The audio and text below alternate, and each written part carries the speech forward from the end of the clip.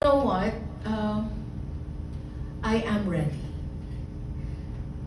Ang iniisip ko lang, it's more of, bata pa yung anak ko. She's only 12 years old. So, parang ang prayer mo is, Lord, wag muna. But I am ready. Paano ka po nakapunta doon sa point na yun? Kasi ako hindi ako ready. Pero ayoko rin maging ganyan. Pero ano yung journey mo or yung path mo to be at that state of mind and heart to be ready? Kasi dati, hindi ako ready dati kasi iniisip ko, ang dami kong kasalanan. Diba? Ang dami kong mali, yung ganyan.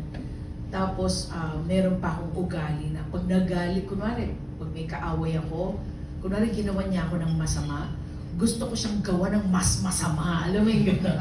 May gano'n akong ugali. So parang sinasabi ko noon, parang, naku, pupunta ata ako sa hell, sabi ko noon.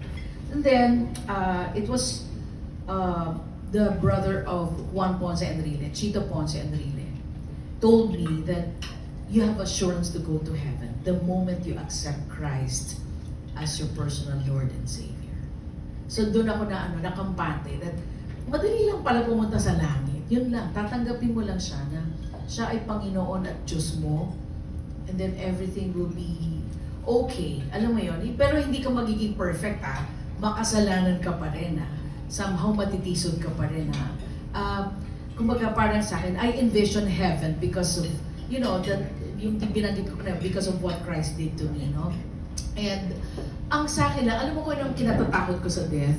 Yung process, yung kunwari nalulunod ka, nasusunog ka, yung hindi ka namamatay agad, yung nagsasuffer ka, yun lang yung fear ko Tsaka yung may iwan ko yung anak ko. That's all.